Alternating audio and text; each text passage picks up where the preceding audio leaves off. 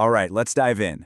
We're going to look at 4 specific moments when Iran and the United States clashed, and I mean really clashed, not through proxies or back channels, but head-to-head.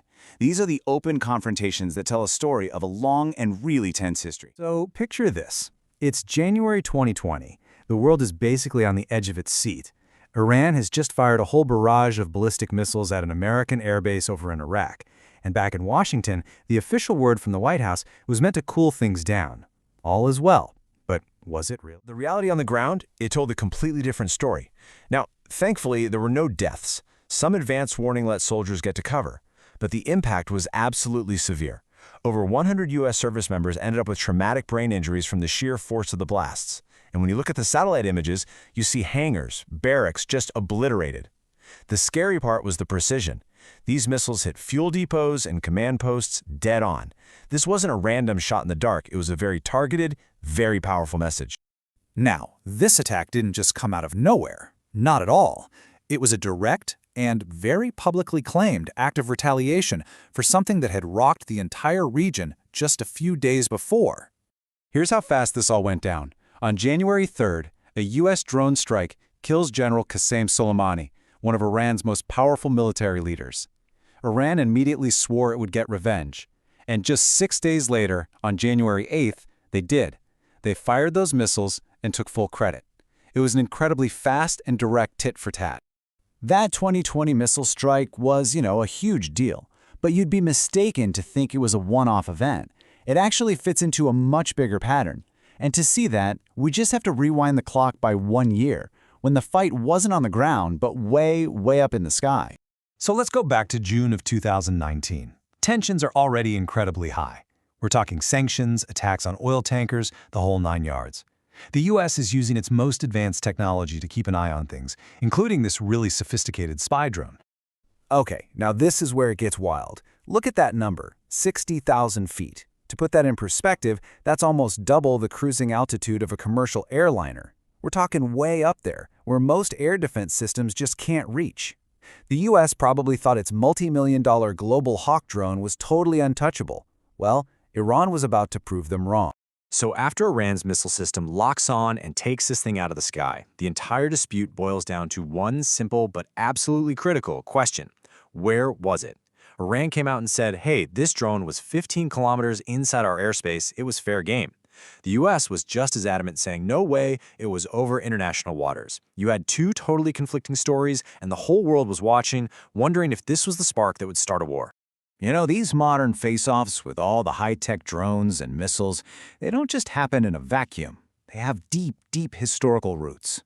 And to really get it, we need to go all the way back to the 1980s, to the Persian Gulf, during the brutal Iran-Iraq War. Okay, so during that war, Iran starts attacking Kuwaiti oil tankers to mess with the world's oil supply. In response, the United States launches Operation Earnest Will. And this thing was a massive deal. We're talking the largest naval convoy operation since World War II. Essentially, U.S. warships started playing bodyguard for these tankers, putting the U.S. Navy smack in the middle of a war zone. In this super tense environment, Iran knew it couldn't go toe-to-toe with the U.S. Navy, ship for ship. That would be a losing fight. So they went with a classic strategy, asymmetric warfare. It's that idea that if you can't win a direct fight, you find another way to hurt your opponent by exploiting their weaknesses. And their weapon of choice, a simple floating naval mine. And get this, the estimated cost was just $500. Iran secretly started scattering these things in the shipping lanes, turning the Persian Gulf into a minefield. Now, remember that $500 price tag, because that is the weapon that managed to cripple this, a $90 million U.S. Navy guided missile frigate. The cost difference is just mind-boggling, and it perfectly captures what asymmetric warfare is all about. And the damage was bad. The blast ripped a massive hole in the ship's hull. The entire engine room flooded with seawater, knocking out 2 of its turbines. Honestly, it's a testament to the crew that they managed to save the ship at all. But the incident proved a very powerful point. Even the most advanced warship in the world was vulnerable to a cheap, low-tech weapon. But even before that, Mind crippled the Samuel B. Roberts. An even more direct challenge had already taken place. This next incident involved a really clever and pretty bold U.S. strategy that was designed to draw a very clear line in the sand for Iran. The strategy was called reflagging, and here's how it worked. Kuwaiti tankers were getting hit, so the U.S. offered protection. The Kuwaiti ships literally took down their own flag and started flying the American stars and stripes instead. And just like that, a commercial tanker became American-flagged territory.